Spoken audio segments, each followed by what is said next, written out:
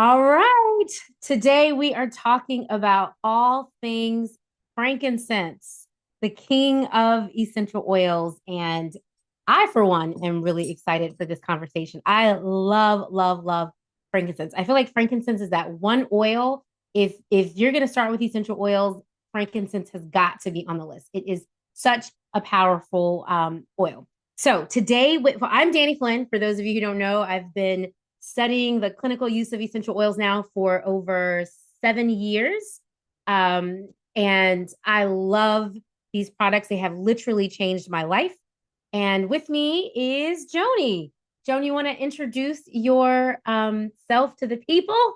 Joni, Joni Erfurt, and I love frankincense, and so I do like Danny mentioned, like the clinical side of things, the nerd side. So I'm going to do a little bit of the nerd side, and then we'll leave the good sweet stuff for Danny or for you guys to contribute. So that's I'm just ready to roll, I'm excited to be talking about it. Yes, I love it. And that's why I wanted to bring Joni here. I have been studying it. I love the nerd side, but I'm not really that great at explaining it. So I'm like, let me find somebody that loves it and can also explain it. So let's just jump right in. So frankincense is one of our top 10 oils. It is one of the most powerful essential oils out there. Why is that, Joni? Why would you say? So I do have a couple slides to show, and we'll get into that a little bit, but it has to do with the receptor sites. So we look at an oil that maybe has, let's say, 100 receptor sites. That's pretty amazing, right? So an oil like lemongrass, where we know these sites, these pathways, these actual pathways, cell pathways that lemongrass affects, and affecting, let's say, 100 sites is pretty cool. That's why we can use an oil like lemongrass for pain, right? Topically and internally. And it can also be used to regulate blood pressure. So those are two totally different things, right? But it has to do with that signaling pathway. But when we compare the amount of pathways that frankincense affects, it blows everything else out of the water. And that's why we're like, when you don't know what to use, where do we go? Frankincense. When in doubt, pull Frank out. Right. I love it. Now, if we have any newbies, if you're new to essential oils in the chat, drop us like a 2 in the chat so we know that you're there. Or if you're watching the replay of this, when we talk about using essential oils, or the clinical use of essential oils, there are three different ways that we can use them. We can use them aromatically, so think aromatherapy. That's the therapeutic use of essential oils in the air. There's topical use, and there is internal use. Now, when you talk about internal use of essential oils, we're only referring to doTERRA, right? Because doTERRA's oils have been tested over 50 times, both internally and externally. We know that it is unadulterated, it is uncontaminated, it is not the same frankincense that you get from Cracker Barrel. I promise you that. So, everything we talk about today, including how powerful and how effective this essential oil is, we are referring only to doTERRA's essential oil, doTERRA's frankincense, because it has been tested for purity and for potency. So I do want to just put that disclaimer out there. I also want to, before we get into it, really, I also want to be really clear. We are not here to treat, to diagnose any disease or illness. We are not doctors. We are people that have been using essential oils for a long time. And frankincense is one of the most studied essential oils out there. And so just keep both of those things in mind when we talk about how we use frankincense. So Joni, for all the people that are new to Frankie, how would you recommend that they start using it and why? So I would say, just like you said, all three ways. But for me, really, it's internal use. It's I drop it under my tongue daily, and I feel like that's the most effective way. Now we also have our stick, right? Our frankincense stick, which is great for topical use. And I like this on my chest. The other thing that I would use this for is if anyone is trying to work on their detox pathways or lymphatic drainage, or you've got congestion, in the area where our girls live. This, after your shower, you can roll it in that area, roll it on your armpits. Some people are using it as deodorant. It's not, it doesn't work for me as deodorant, but that is a great spot to roll it. So that would be topical. And the capsules, which I'm going to talk about in a little bit too, is another great way to take it internally. So, but we also, I love the smell of frankincense. So diffusing it is another way that we use it. Yeah. Yeah, I love it. Yeah, I like to diffuse it too. I like to diffuse it. My favorite combination in the diffuser is frankincense and wild orange. I like the way that it smells, but I like the way that the things that it does even better.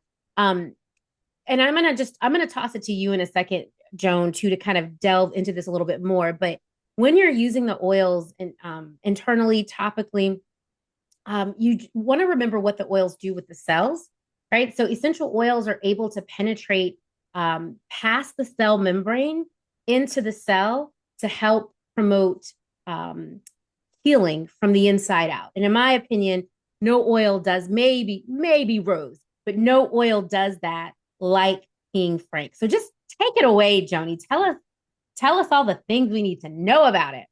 Okay, so let me just share my slides here. Let's see. And Joni, in Okay. the comments, Tanya's asking, what about the thumb on the on the roof of your mouth? That's a really good way to tap into that vagus nerve. Am I saying that correctly? Yeah, you're right. That is a great way. It also is the quickest way. We know that this crosses the blood-brain barrier as well. And it's great for cognitive function. So if that's really what our goal is, it's a great way to use it. It's on the roof of the mouth. Mhm. Yeah. Also for like migraines, Tanya. Mhm. Right. So so I have a couple slides here. This one's pretty generic. I do know essential oils in the, like just talking about the history of essential oils.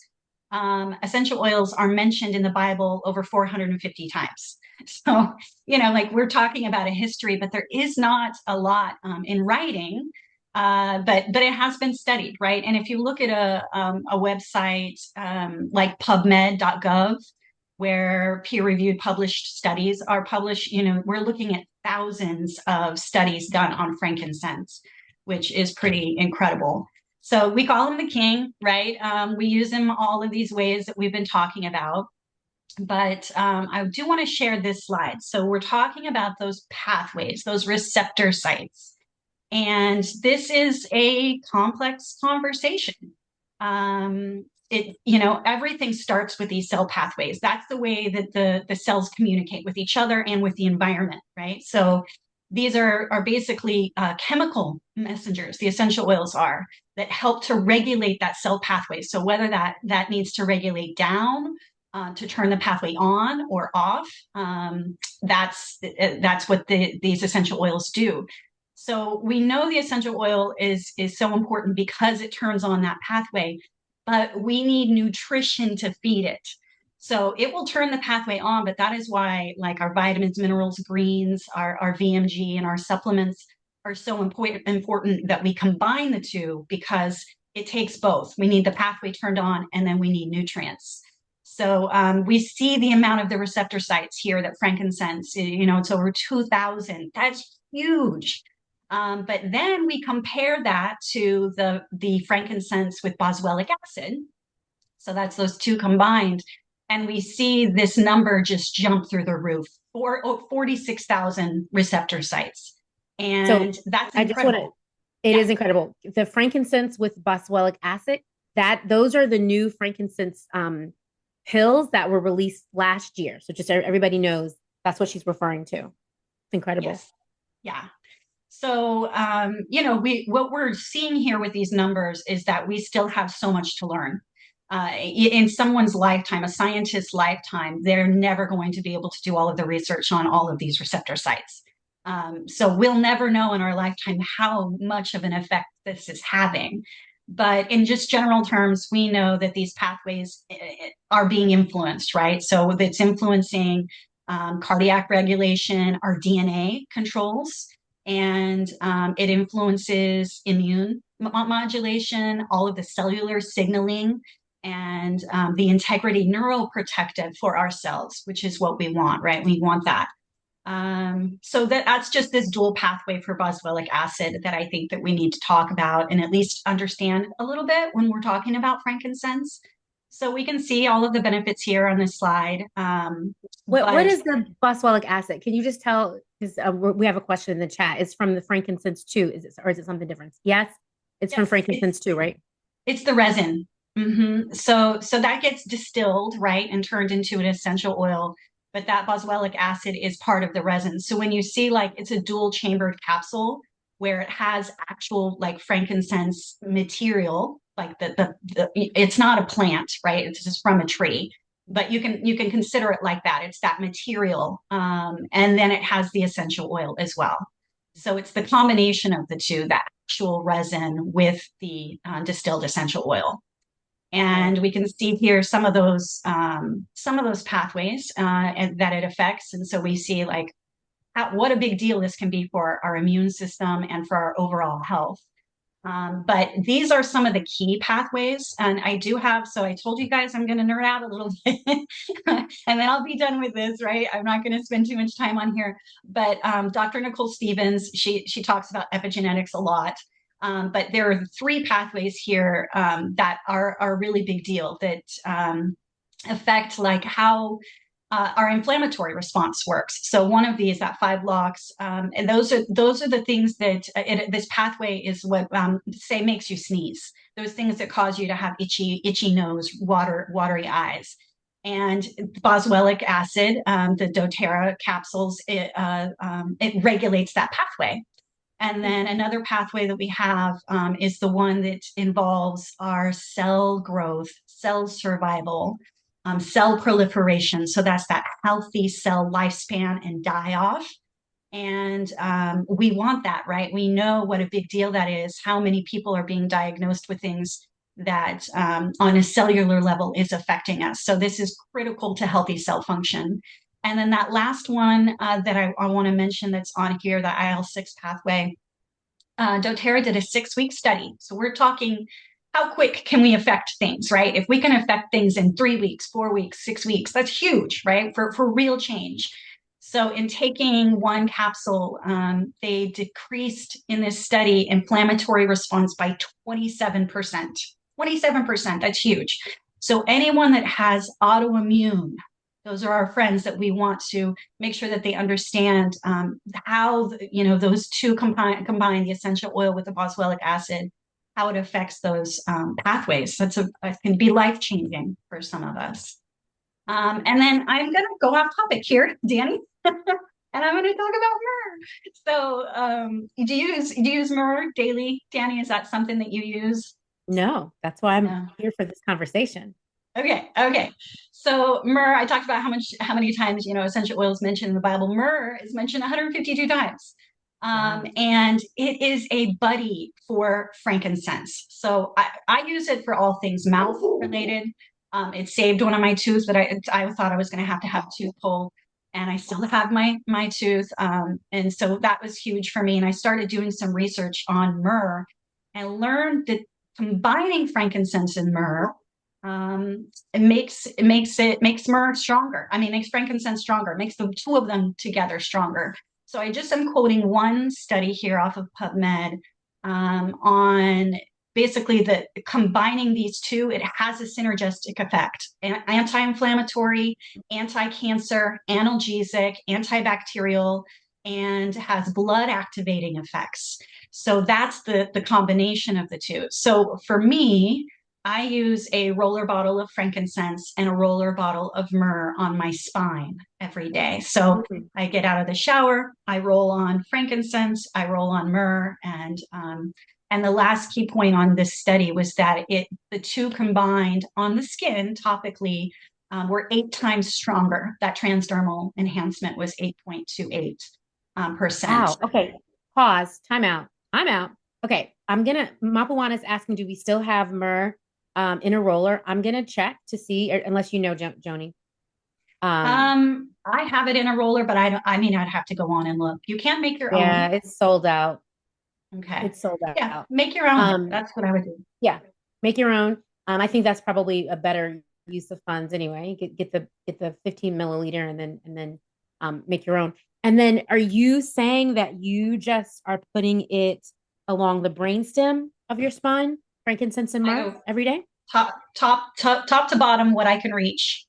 Okay. I roll it all the way down to the base of my spine. Yeah. Okay, so we got questions about how myrrh is sold. So I'm pulling it up now, and I'll tell you guys in just a second. So, yes, there is a 5 ml for There's $49. a 5 ml. Yeah, there's a 5 ml and a 15 ml. Mm-hmm. And And the so roller is because sold out. Mhm. yeah, it is a little bit of a pricier oil. But when you see how many things you can use it for, it's worth every penny. The one thing I will caution people on myrrh is it's a resin and it will turn like glue on the Mhm. lid. So I usually will take coconut oil and put it on the lid, and make sure I'm not spilling. But yeah, make your own roller bottle with it. And Mhm. just, I know this is a little bit off topic of frankincense, but I'm just going to share, because these are some things that we typically can't say or talk about, but I'm going to share. This is just, can you see my screen, Danny? You see PubMed? Yeah. Hmm. Okay. So I just typed in this morning frankincense myrrh on PubMed.gov, just to look at how many studies came up, and there's quite a few. I think I forget the number. It's like 100. There's like 100 different studies here that have been published on the use of frankincense and myrrh together. So I don't know how often you guys go in and you look at this stuff, as far as like the studies that are being done. But when we look at just a few of these studies, I'll just quickly go through the use of them together. This first one was on sciatic pain, nerve pain, compression pain, and the two of them combined worked beautifully. The second study is on carcinoma, right? And you can read that study yourself, what it was compared to and how it helped in that area. Then this third one, let's see, pharmacological, frankincense myrrh. I can't tell what that one was in. Changes chemical constituents and pharmacological activities. The next one was signaling pathways, and that specifically was anti-tumor. So we're talking about like these research studies that are being done on cancer, right? We know that frankincense is one of those number one. Oh, look at the fifth one here, inhibits liver cancer. So these aren't things that we typically talk about. Oh, it can help with it. We're not doctors, right? But you can get on and do the research yourself to Yeah. see these peer-reviewed published studies that cancer is it's an epidemic. I mean, there is no family untouched right now. So if we can do some things to help protect us that are easy, I mean, taking a boswellic acid capsule, putting frankincense under our tongue, using frankincense and myrrh combined, to help with those things, that's an easy step to protect ourselves, especially if we have it in our family history. Very. Yes. I just am such a believer in there's so much in this world that we live in that is beyond our control. There's Yeah. just so much that's beyond our control. But there are some things that we can do. We live in a world today where, you know, we are not here to, you know, diagnose, treat, prevent. We're not here. We're not doctors, but I just want to say that the the healthcare system in this country is just really not designed to keep us healthy. The lifestyle that is promoted in this country is not designed to keep us healthy from the food that we get for cheap, right? If you're on a budget, you're eating food that makes your cells go rogue, which leads to cancer. So any little thing that we can do to support our bodies, to me, it's a no-brainer to invest in yourself in this way. And it's simple and it's not going to hurt anything. It's not going to hurt anything. Now, I want to just sit with cancer here for just a second. And again, I want to just reiterate, we're not saying that frankincense is a cure for cancer. We're not saying that. But what what we are saying is that there are lots of studies that prove that frankincense can help the body uh, create and can create good, healthy cells. So when your body is under attack and these unhealthy cells are developing and replicating themselves, right? We do a good service to our body to bring in something like a frankincense and a myrrh to help try to counteract that. Now I know how I just explained it was that's how my brain processes it. Bad cells, good healthy cells, good healthy cells, not enough room for bad cells. And I'm sure there's a more scientific way to explain it. Joan, you want to talk a little bit about that? Well, I mean that's you're explaining it perfectly, but it's neuroprotective, and what we see with the research studies is that it is selective. So when we Yes. look at a typical, not a cure, but a treatment, right, for cancer, it's not selective. It's not so, No. so it's really it's killing off good cells and bad cells, right? And so it's just trying to kill enough of the bad cells that that hopefully there will be a survival rate. Uh, Frankincense is selective. It is neuroprotective, and it knowing that it's selective, it is not going to protect that unhealthy cell. It will actually help that cell to die off. So it is select, which is incredible, right? And I do have a lot of people ask me about using it together during, treatment, and I will have those conversations privately. But it's a beautiful thing to know that it's selective, right? Mhm. Right. Right. Tanya just asked the question that you were saying, and I think yeah, maybe reach out to Joni or me afterwards. Because everybody gets to decide what they want to do, and everybody's situation is different. But what I can tell you is we have some very powerful testimonies and some very powerful data to support the power in these oils. And I feel like for me, like when I started to learn about when I first started, I learned a lot about frankincense and copaiba using those two oils together. Um, and just the wow, the success stories we were hearing in just a short time, from pain management to all sorts of things.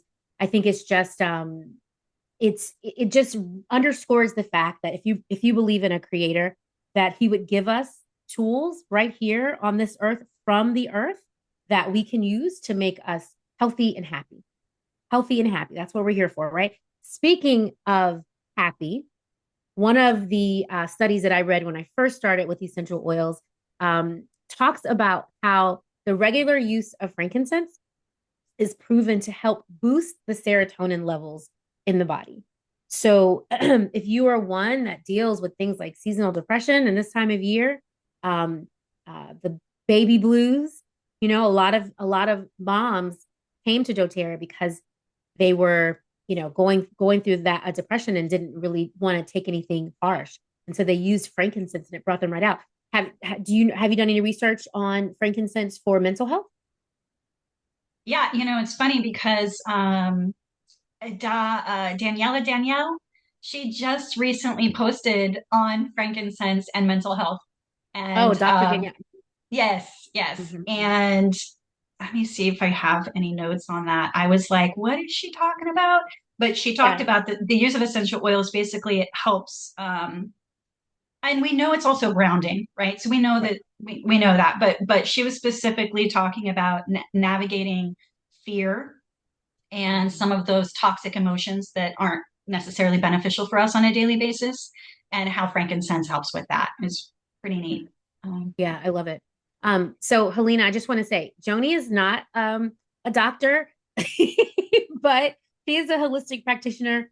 She's asking for a private session. No, I understand that she's not, but privately, she said we need to speak with her. That's what I'm talking about. Oh yeah, Joni, are you okay with that? Yeah. After we stop recording, I don't mind staying on and answering some Okay. questions kind of off the record. Yeah. Yeah, no, I know she's not a doctor. I'm good with that.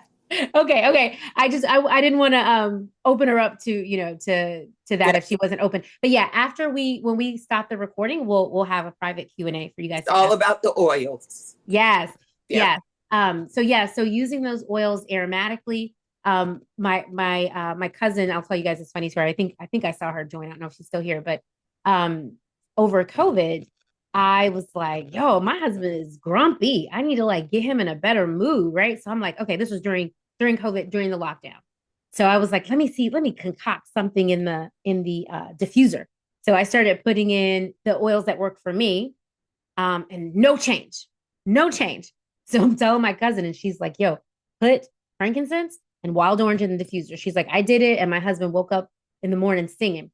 So I was like, okay, let me try this little concoction in there. And I'm telling you, within seconds, because that's how long it takes, about 20 seconds for it to really shift the mood. Within 20 seconds, he started whistling and walking around the house. And I thought to myself, it's so powerful just putting scent in the air, but even more powerful. I've experienced it even more powerfully emotionally with mood and grounding someone who's got a lot of anxiety and anxiousness, by taking it internally, just putting a couple of drops underneath the tongue. People have commented on the shift in my mood when I am consistently doing that. So if you know someone who is struggling with some mental health challenges, give it a try. We've seen so many success stories with that. Okay, so we've talked about some more chronic things that frankincense could help with. We've talked about emotionally. I want to talk a little bit about just our skin, and I think I saw someone say that they use frankincense as part of like their beauty regimen, and you should.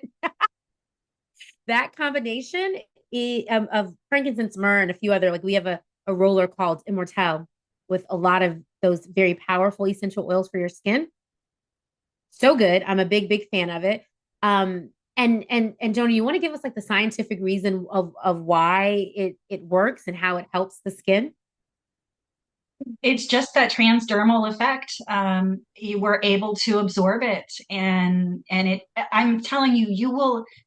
I can't believe what I've seen, especially like Immortelle, but what frankincense is capable of with healing the skin. Like you wouldn't believe it, especially, dark spots, aging spots. I recently saw a man's head scalp that looked, I mean, I don't know what he's suffering from, that he used frankincense on his scalp, and because he's bald, but he used it, and what a difference in, we're talking just a couple of weeks of the change made there, just using it topically.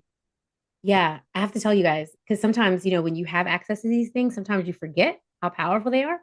So I sliced my finger about 2.5 weeks ago. Sliced it. It wasn't super deep, but it was enough to bother me for several weeks. So I can still feel it. Like the skin is trying to heal itself. But 2.5 weeks ago, I did this. Well, 2 days ago, I did it again. I sliced my finger again up here, a little higher up. And this time I was like, I have oils. I pulled out my Correct X, which frankincense is featured along with, helichrysum and some other oils. I put the Correct X on it yesterday. So it happened 2 days ago. Yesterday I put it on there, and literally it's gone. It's literally, it feels the same way. And yeah, skin is healing. It feels the same way as the bigger cut down there felt after 2.5 weeks. It's so healing for the skin. So we're seeing, okay, so we've got some questions here. We've got some good questions. Yes, Pam is saying use the Frankenstick for healing with cuts too. You forget. I forget I have these tools. But I love it, just helps those skin cells turn over faster too. So when you're trying to not look like you 50, hold on to the fountain of youth longer, adding that into your skincare routine will really help. Okay, so we've hit some of the major things. We see your questions. We're going to go to Q&A here in just a second. Any other thing, main thing that frankincense does that we want to highlight before we go to Q&A?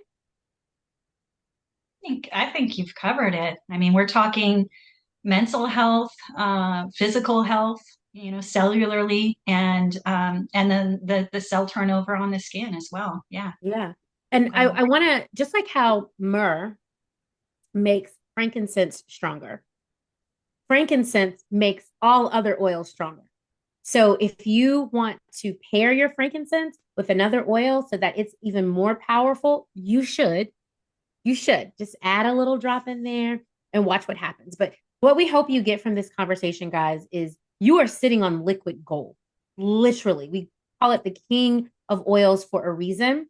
We hope and pray that you are using it. And maybe now you have a little bit better understanding of some of the ways, the different ways that you are using it. Okay. That you can use it. So just remember, if you take nothing away from this conversation, remember this: when in doubt, pull your frankincense out. You don't know which oil to use, Frank's probably got your back. All right. Thank you guys so much for joining. We're going to transition to Q&A, and stay tuned for our next session.